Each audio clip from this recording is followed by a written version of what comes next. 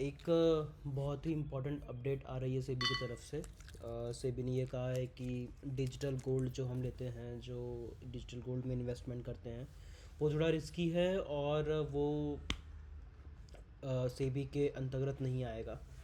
So SEBI warns against investing in digital gold, ये बहुत सारे न्यूज़ आउटलेट्स ने पब्लिश किया था। तो मैंने पहले तो जो ऑफिशियल साइट है सेबी की, वहाँ जाके चेक किया कि क्या ये सच है या नहीं। तो हाँ, सेबी ने एक प्रेस रिलीज जारी करा था 8 तारीख को।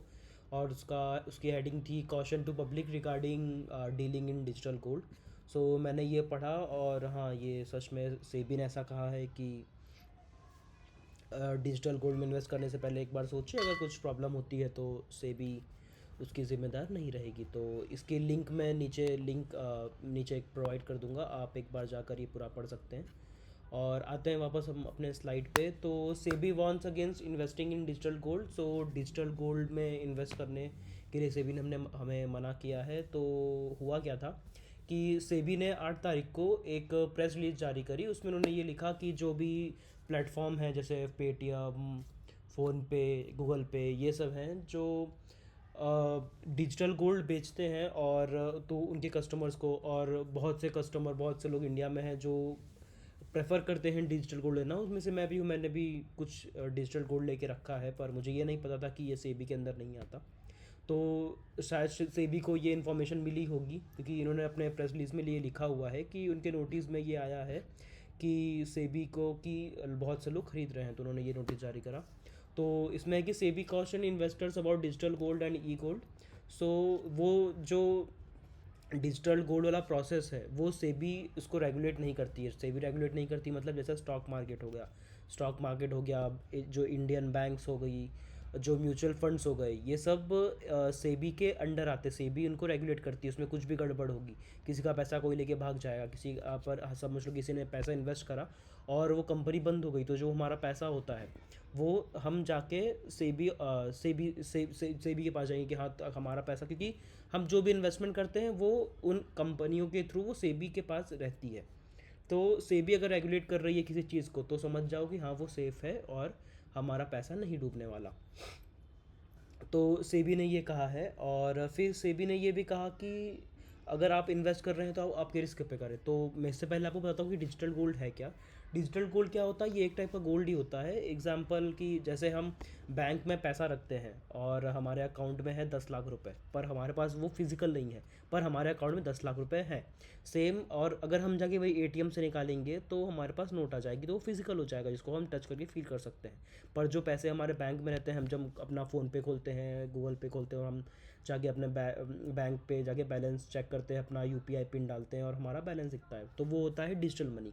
अब डिजिटल मनी मतलब जिसको अपन बस देख सकते हैं, हम एक से मोबाइल से दूसरे मोबाइल ट्रांसफ़र कर सकते हैं, पर हम उसको छू नहीं सकते। तो सेम ही ऐसा डिजिटल गोल्ड होता है। वो गोल्ड ही होता है, पर ऐसा होता है कि आपके पास फिजिकल रूप में नहीं रहता, वो फिजिकल फॉर्म में नहीं रहता, वो आपके अकाउंट में रहेगा। आपके जो समझ लो, अगर आपने पेटीएम से ख़रीदा, फ़ोनपे, गूगल पे और बहुत सारे ऐप है जिससे आपने लिया, तो वो आपको एक अकाउंट बनाएंगे नॉर्मल सा, आपके मोबाइल का ऐप में ही अकाउंट रहता है वो। और वो आपका गोल्ड जमा करके रखेंगे, और उसका प्राइस बाज़ार, गोल्ड के बाज़ार के प्राइस के मुताबिक के अकॉर्डिंग वो ऐसे ऊपर नीचे होता रहता है। तो ये बात है। पर तो मेन डिफरेंस है कि की difference versus the SEBI regulated exposure. तो सेबी अगर रेगुलेट करती है तो वो आपका सेफ़ है। कुछ प्रॉब्लम हुई तो आप सेबी के पास जाके कंप्लेंट कर सकते हैं। पर अगर सेबी उसको रेगुलेट नहीं करती है तो आप कंप्लेंट उसकी नहीं कर सकते। इसमें क्या होता है कि आपका पैसा डूब भी सकता है, इस इन केस आपने जो डिजिटल गोल्ड इन्वेस्ट किया है, डिजिटल गोल्ड में इन्वेस्टमेंट करी है, वो आपका डूब जाएगा, आप कुछ कर नहीं पाएंगे।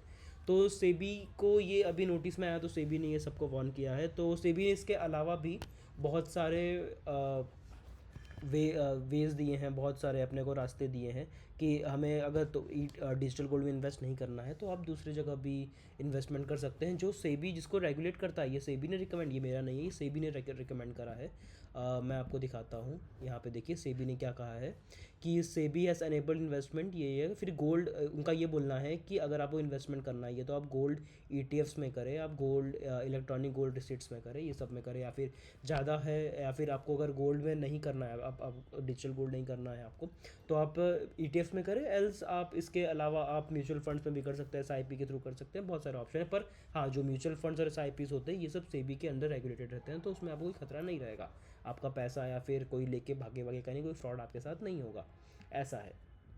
तो सेबी ने ये आप हमें एडवाइजरी दी है। तो देखो, इसमें थोड़ा फ़ायदा तो ज़्यादा होगा बट थोड़ा रिस्क भी रहेगा। इसमें क्या होता है, इसमें अगर आप डिजिटल गोल्ड लेते हैं तो आपको जीएसटी भी देना पड़ता है और भी बहुत प्रॉब्लम होती है। हाँ, फिजिकल गोल्ड के अकॉर्डिंग थोड़ा अच्छा डील रहता है डिजिटल गोल्ड का, और सेफ रहता है कि अगर आपके पास फिजिकल गोल्ड है तो आप घर में रखेंगे, आपको टेंशन रहेगी यार कि घर में है, चोरी ना हो जाए। पर डिजिटल गोल्ड सेफ रहता है इस मामले में। पर अगर वो सेबी के अंडर रेगुलेटेड नहीं है तो फिर हम हमेशा रिस्क पे ही हैं। फिजिकल गोल्ड का तो ये हो सकता है ना, फिजिकल गोल्ड है तो हम बैंक के लॉकर में जमा कर सकते हैं, कम से कम वो सेफ तो है, ऐसा। तो अब एक और बात कि अगर आप कहीं इन्वेस्ट कर रहे हैं, देखो डिजिटल गोल्ड में तो मना कर दिया, मे भी ऐसा हो सकता है कि फ्यूचर में अगर लोगों की डिमांड आए, अगर कस्टमर्स की डिमांड आए, जो इन्वेस्टर्स हैं उनकी डिमांड आए कि आप डिजिटल गोल्ड को भी रेगुलेट करें, तो मे भी जहाँ तक मुझे लगता है सेबी कर सकती है। पर सेबी ऐसा करेगी नहीं, और करना हो तो पहले भी कर चुकी होती, तो अभी तो करेगी नहीं। तो इसके अलावा अगर आप और कहीं इन्वेस्ट कर रहे हैं तो आप ये पहले चेक कर लें कि क्या वो सेबी और आरबीआई से रेगुलेटेड है या नहीं। जैसे बहुत सारी बैंक्स हैं वो सब ऑलमोस्ट आरबीआई से रेगुलेटेड होती हैं, तो आप वहीं पैसा जमा करें। बहुत से म्यूचुअल फंड है जो सेबी के अंडर ऑलमोस्ट म्यूचुअल फंड ही सेबी के अंडर आते हैं, वो उनको रेगुलेट करता है, तो आप उसमें ही करें।